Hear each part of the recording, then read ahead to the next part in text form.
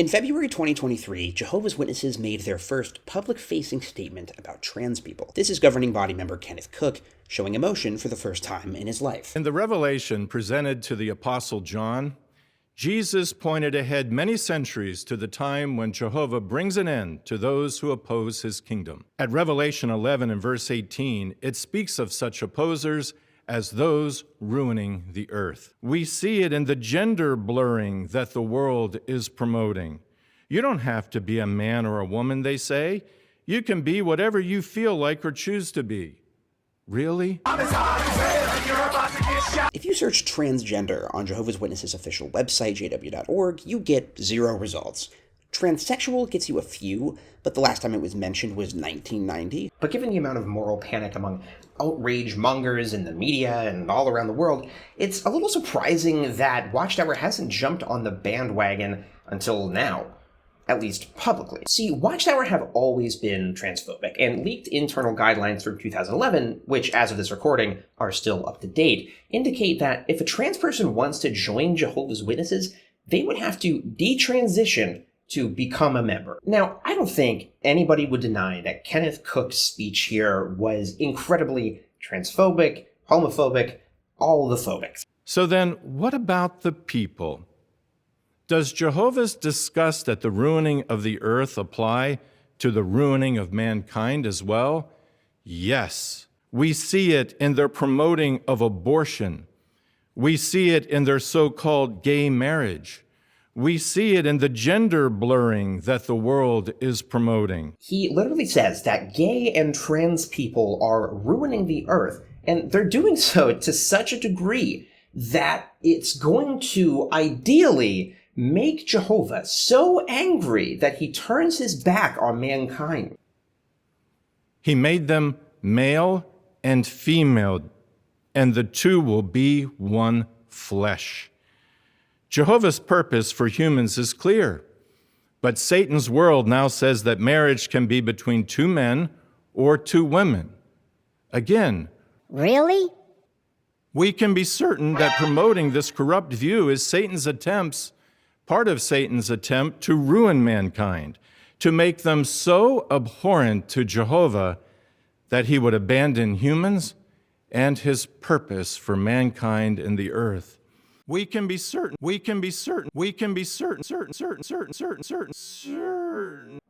a pretty incredible play on Satan's part. Okay, I know I can't move everybody over to my side, but maybe if I invent trans people, it'll get God to hate mankind so much that he'll turn his back on them. Satan is canonically Southern on the channel. You have to go back to find the lore. In this particular form of public-facing bigotry, though, Watchtower is weirdly behind the curve.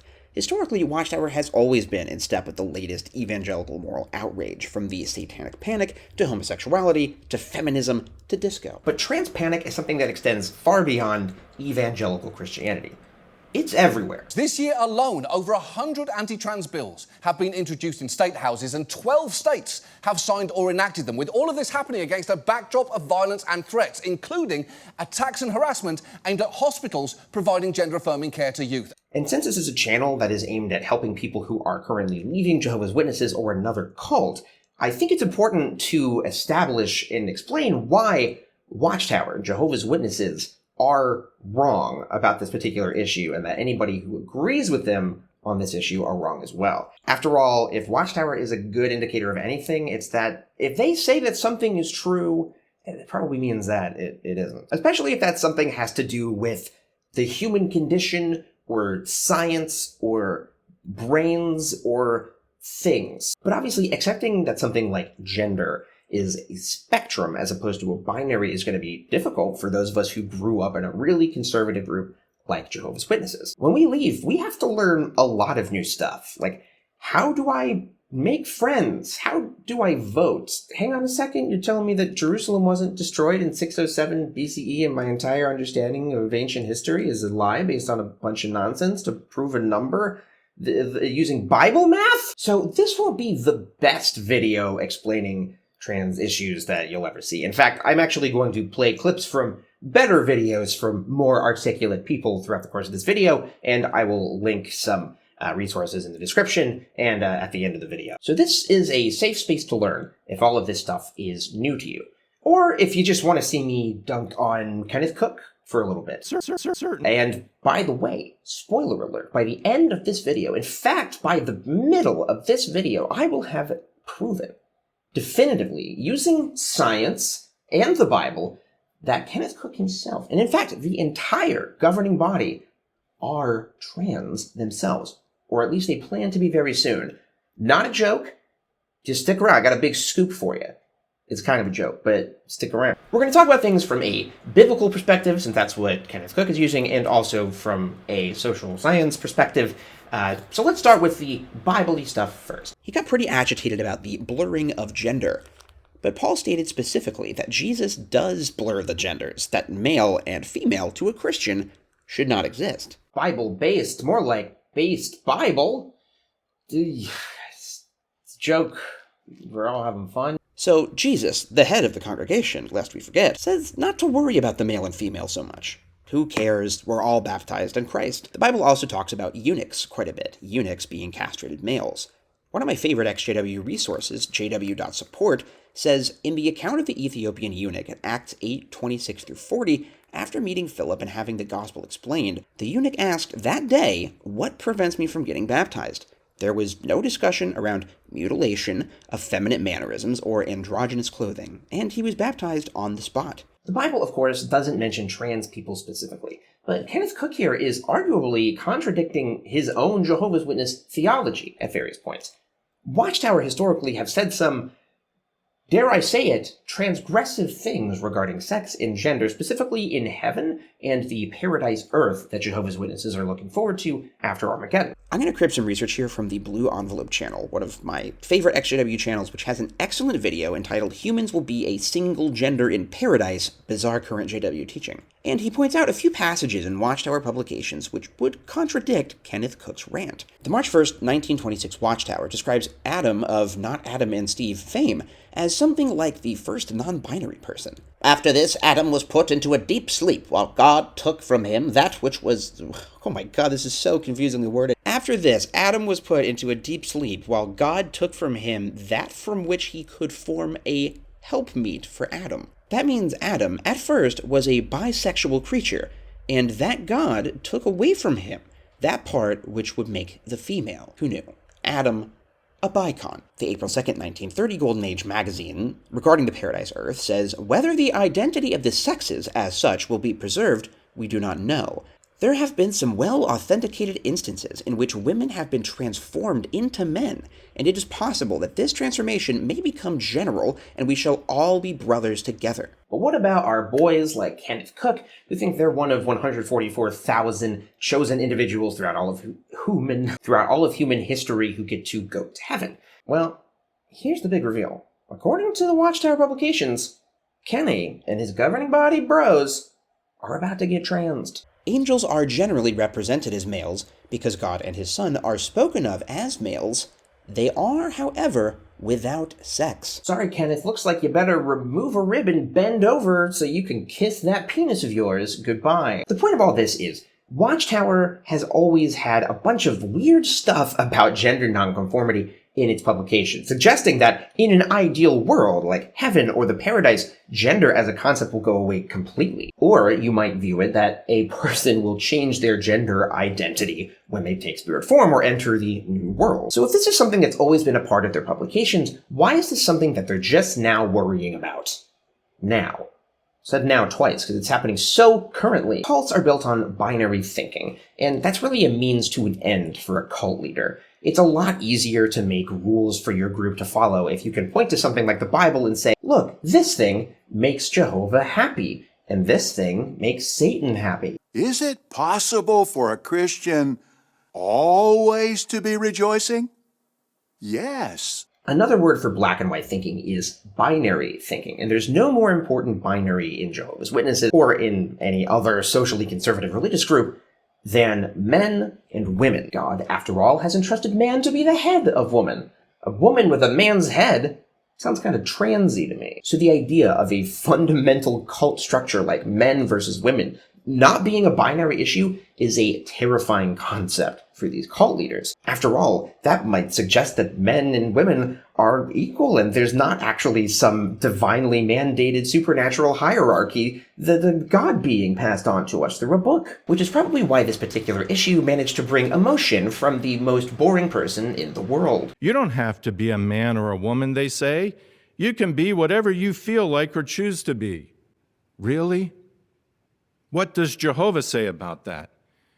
At Deuteronomy chapter 22 and verse 5, he told the nation of Israel that, quote, "A woman must not put on the clothing of a man, nor should a man wear the clothing of a woman, for anyone doing so is detestable to Jehovah your God." If that is how the Creator feels about the switching of clothing, how much more detestable he must view the world's attempts to blur the lines of gender with false labeling. Recently, the World Health Organization adjusted its view of gender. It now states that, quote, "There are many genders existing on a spectrum from male to female. It added that Gender identity exists on a continuum, and that sex is not limited to male or female." again, Really? talk about an attempt to tear apart what Jehovah has made. So then even government agencies on a global scale are getting involved, and they are critical of anyone who does not adopt their warped view. At Proverbs 19, verse 3, it explains, It is a man's own foolishness that distorts his way, and his heart becomes enraged against Jehovah.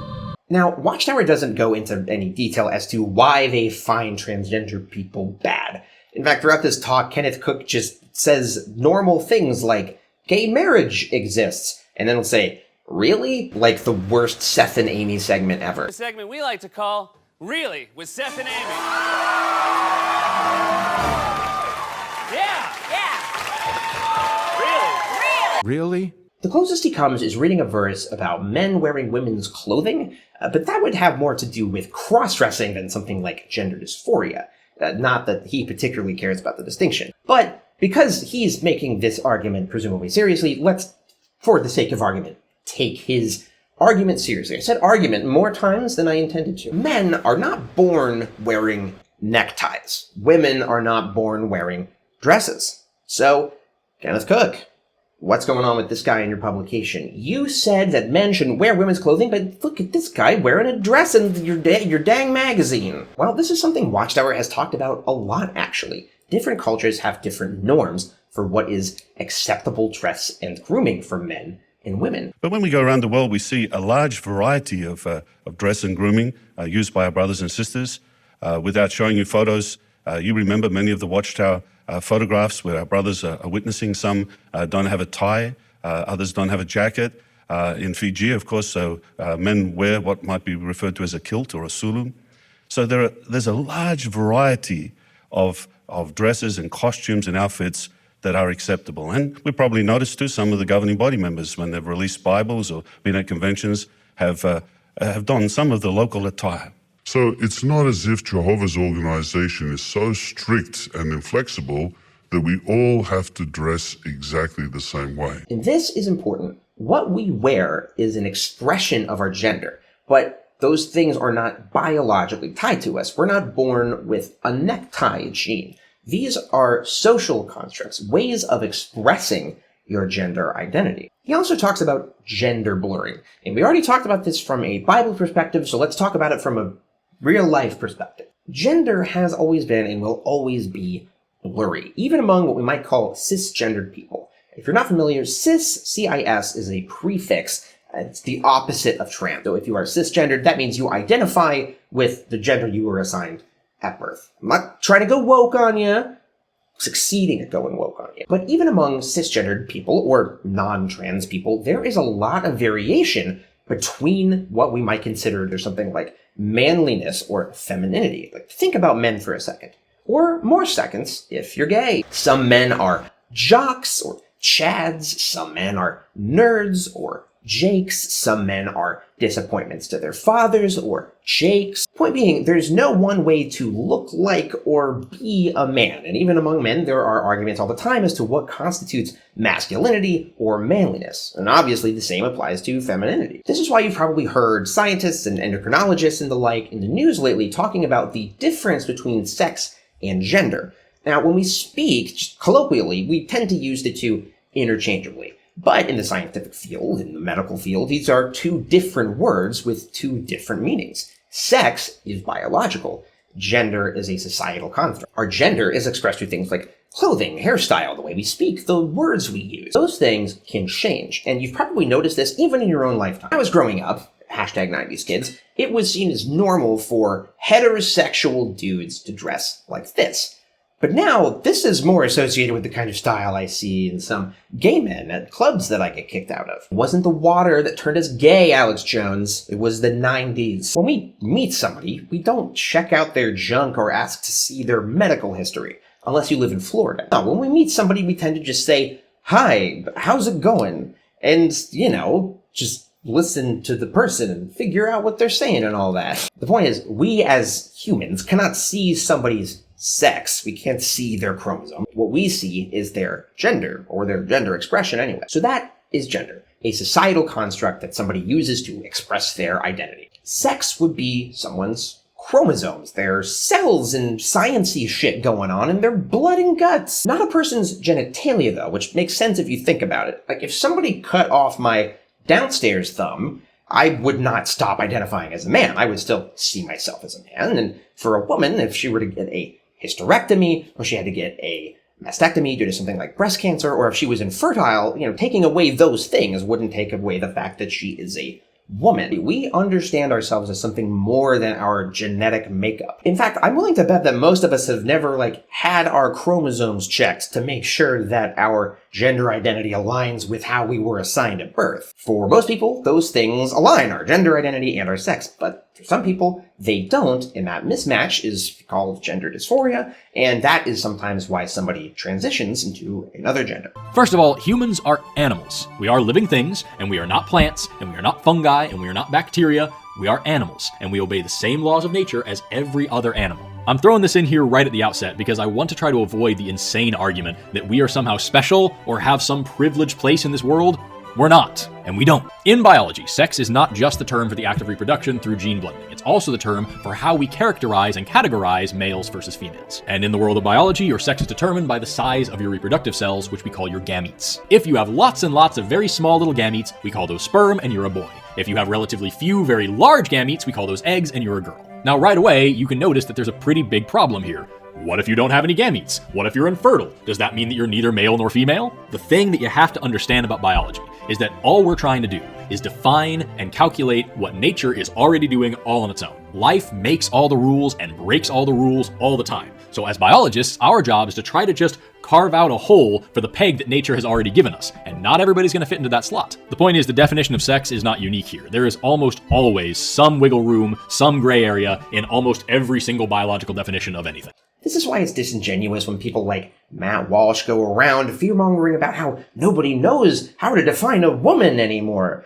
Like, he made this documentary, he goes around and he talks to people and he's like, "What's a woman?" And they're like, but we don't go around with a dictionary in our pockets generally looking up the definitions of things before we describe them. We don't see and experience our world in terms of definitions of things. So try, if you want, try and form a definition of a woman. Something that includes all women and excludes all non-women. It's kind of tricky, right? But humans are complex. What about something simple? For babies' bedrooms even, like the color blue. Go ahead, try and define the color blue. You coward, you can't do it, can you? Because the woke mafia is trying to cancel Roy G. Biv. A common example of illustrating this, illustrating the fact that we are more than just a definition of ourselves, is to ask somebody to define a chair in such a way that includes all chairs and excludes all non-chairs. So go ahead. Do you think you can do it?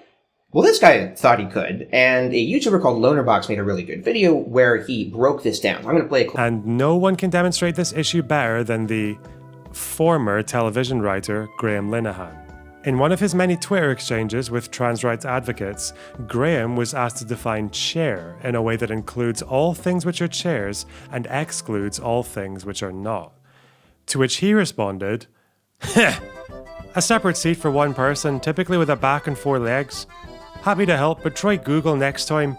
The definition of woman is there too. Now, I'll give you a second to answer this question. Does that definition include all the chairs and exclude all the non-chairs? Well... And there is the pinnacle of anti-trans logic. Graham Linehan sitting on a horse's face and calling it a chair. See, really, we already innately know that our gender is more than just some definition in a book. We understand ourselves in a complex way. My favorite way of defining gender as a spectrum is like a color wheel or a color spectrum. On this color spectrum, when does the dot stop being blue and start being green? Like, when does the definition of blue stop and the definition of green begins? The answer is, well, there is no answer. It's kind of arbitrary. We have different shades, and it's kind of not important anyway. Like, why are we even arguing about shades of colors? Can't we all just say that something like trans people are good and valid and cool and trans liberation now? This isn't a science channel or a politics channel for that matter. And in fact, in the future, political rants will be designated to some other YouTube channel. Something like computer.com/youtube.jakepolitics/email.com. But this isn't politics.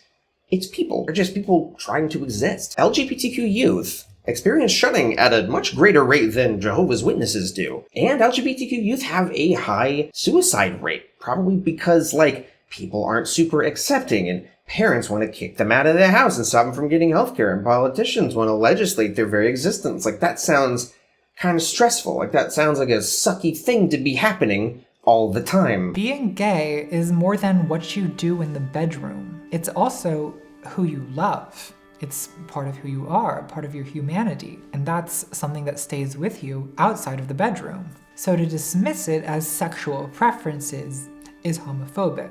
Likewise, being trans is not a costume I take off at the end of the night. It's not a fashion choice. It's not a pet name some people call me. It's part of who I am as a person, you know? It's part of my humanity. And it's also the kind of body I have, a transsexual body. So telling trans people to dress however you want is not really a supportive statement. You know, as exJWs, we're trying to break a mold. We've been defined by something our whole life, but we are trying to say, you know, I know that I am not this anymore. I am not a Jehovah's Witness. And if that means losing our family and friends because their religion prevents them from seeing us as a human being with respect and dignity, then fuck them. And that's all trans people are doing. They're just trying to exist. So, like, we should be nice and respectful and stuff, right? And if this is something you find, like, confusing or hard to get on board with, or you find yourself gawking at it, you know, really do some research. Some videos that I found really helpful. That aforementioned loner box video is really good. It is a response to that Matt Walsh documentary, What Is It, Woman? I really like Forrest Valkai's channel. That's probably my favorite channel right now. He's like a science teacher, biology genius person, but he's super fun to listen to. And he explains transness from a biological scientific perspective, and it'll blow your mind. And if you want to listen to a trans person, I would recommend ContraPoints' video called J.K. Rowling, where she responds to an essay that J.K. Rowling wrote in defense of her own transphobia. But ContraPoints takes her arguments really seriously, and it's very good and entertaining. And Natalie Wynn is my friend. No, she's not. No, she's probably my favorite YouTuber, though. So you should watch her anyway. And, you know, above all else, just be nice, respectful. You know, if you don't know somebody's pronouns, ask. If you mess up, that's okay, and say you're sorry and try better. You know, like, my grandfather definitely called me Zach way more times than he called me my actual name. And you know what? I love my grandfather. I love my transphobic creationist doomsday cult grandfather. I'm sorry if you're watching this. You picked a crazy video to jump into, Grandpa. But now that's the important stuff, right? That's the very important takeaway from this video. But can we talk about some other crazy stuff that Kenneth Cook says? Because holy crap. Unlike the planets that have been named after false gods, Genesis chapter 1 tells us that Jehovah named this planet Earth. As for the false labeling of the other planets, we can be certain that those disgusting names will soon be gone. See, look, you eat your vegetables, you get a treat, you get a little Scooby snack. I'm watching a lot of Scooby-Doo. A very weird part of this talk is him denouncing and decrying the fact that the planets are named after pagan gods. God's purpose for mankind and their home will be fulfilled. Just like the disgusting names of the false gods that humans have given to the literal planets, the false labeling of humankind and the immorality will not continue.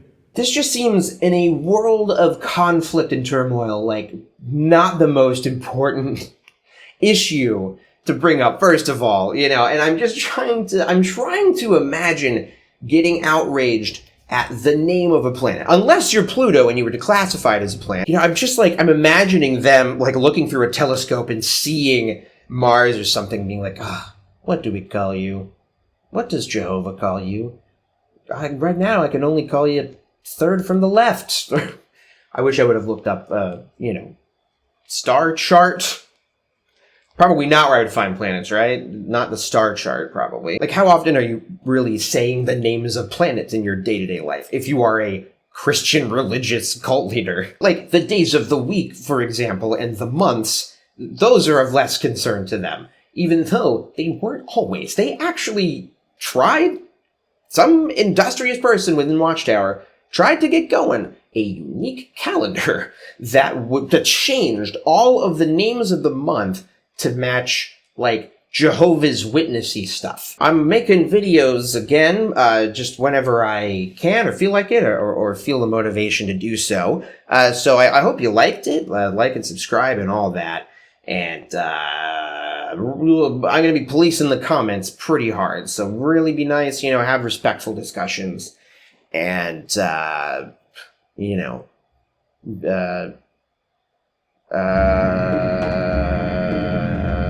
We can be certain